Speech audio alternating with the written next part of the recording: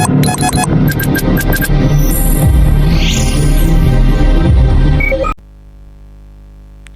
Viewers, আমি মোহাম্মদ ইউসুফ আলী। তো আজকে টিউটোরিয়াল নাম্বার 11। তো আজকে আমরা যেটি নিয়ে কথা বলবো HTML লিঙ্ক নিয়ে। তো লিঙ্ক আমরা অনেকভাবে করতে পারি। লিঙ্কের মূলত কাজ কি, এক পেজ থেকে আরেক পেজে জাম্প করে যাওয়া।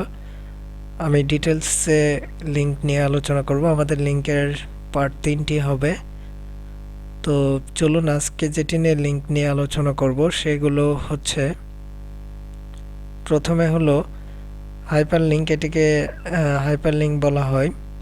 তো প্রথমে লিঙ্ক করব এবং টার্গেট ব্ল্যাঙ্ক। দেখুন টার্গেট ব্ল্যাঙ্ক যেটি আছে, এটি যখন আমরা ইউজ করব এক পেজ থেকে আরেক পেজে চলে যাবে। তো এগুলো কিভাবে করব তো বিস্তারিত আলোচনা করব। তো চলুন আমরা চলে যাচ্ছি আমাদের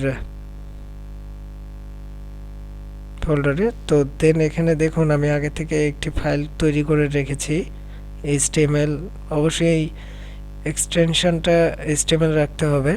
দেন আমি যেহেতু শর্টকাট ইউজ করব তাই নোটপ্যাড ওপেন করে নিচ্ছি। আর আপনারা যারা এখনও গত পর্বগুলো দেখেননি, আমরা কিন্তু আস্তে আস্তে অ্যাডভান্সে যাব, প্রত্যেকটি জিনিস নিয়ে বিস্তারিত আলোচনা করব। তাই গত পর্বগুলো মিস করবেন না অবশ্যই। যারা শর্টকাট ইউজ করতে পারেন না নোটপ্যাড প্লাস প্লাসে, তারা অবশ্যই গত পর্বগুলো দেখবেন। তাছাড়া কিন্তু কিছুই বুঝতে পারবেন না যে শর্টকাট কীভাবে ইউজ করতেছি, দেন যে কিভাবে আমি এই শর্টকাট ইউজ করার জন্য প্লাগইন সেট করব।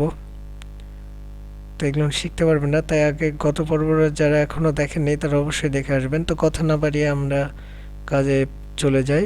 তো প্রথমে আমি HTML লিখে নিচ্ছি, HTML5, দেন Ctrl+E। তাহলে আমাদের সিনট্যাক্সটা কিন্তু তৈরি হয়ে গেল। তো দেন আমি এখন যেটি করব, ধরুন যে এখানে আমি একটি টাইটেল দিয়ে নিই, HTML হাইপার লিঙ্ক, সেভ দিলাম। তো গত পর্বে আমি অবশ্য CSS নিয়ে আলোচনা করেছিলাম। আমার মনে হয় যে আপনারা বুঝতে পেরেছেন। যারা বোঝেননি তারা অবশ্যই কমেন্টে জানাবেন।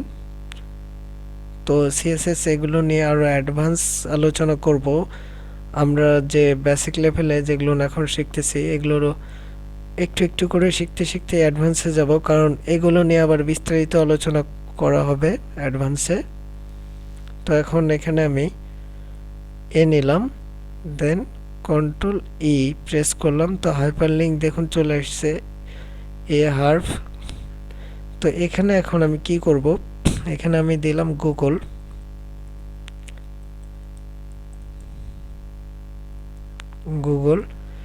তো আমার মনে হয় যে আমি হার্ফটা এর আগে লিঙ্ক করাটা আমি মনে হয় দেখিয়েছিলাম।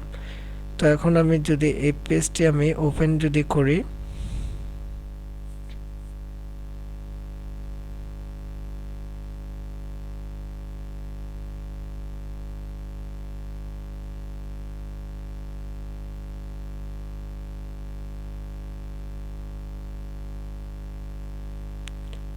তো দেখুন চলে আসছে গুগল। কিন্তু এখানে যদি ক্লিক করি, জাস্ট ক্লিকেবল হচ্ছে কিন্তু কোনো কাজ করতেছে না। তো সেক্ষেত্রে আমি কি করব, একটা লিঙ্ক করে নিব। তো আমি এখানে যদি এখন একটি লিঙ্ক দিয়ে দিই যে www.google.com। তো আমি যখন গুগলে প্রেস করব তখন যেন আমাদের এই লিঙ্কটি গুগলে চলে যায়। তো এখন কি দেখুন এই যে নিচে যে ডাকটি রয়েছে, এখন কিন্তু গুগলে যাচ্ছে না। কেন যাচ্ছে না? এটা কিন্তু আপনার আন্ডারলাইনটি টেক্সট ডেকোরেশন দিয়ে নান করে দিতে হয়। তো আমি এগুলো পরে আলোচনা করব। তো আমি এটা নিয়ে এখন কথা বলি। https এখন কিন্তু আমাদের কাজ করবে। তো দেখুন যে গুগলে চলে গেছে। তখন সরি,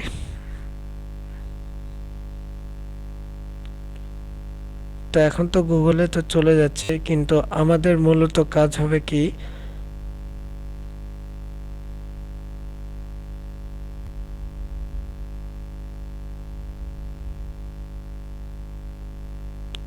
তো আমার কম্পিউটারটি একটু ল্যাগ করতেছে আপডেট দেওয়ার কারণে।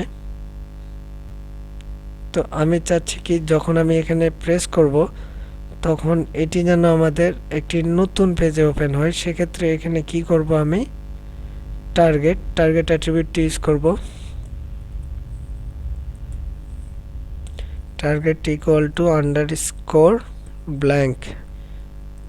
আমি দেখিয়েছিলাম, দেখুন এখানে যে কিভাবে ইউজ করবেন।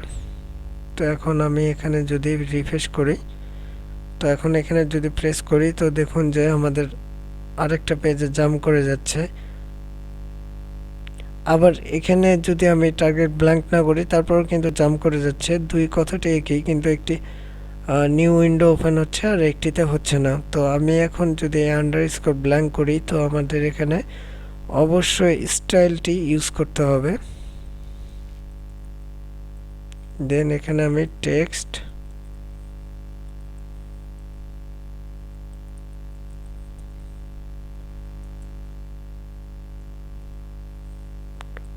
ডেকোরেশন নান যদি করে দিই তো এটা অ্যাডভান্সের, তো এটা আমি এখনই আপনাদেরকে দেখাচ্ছি।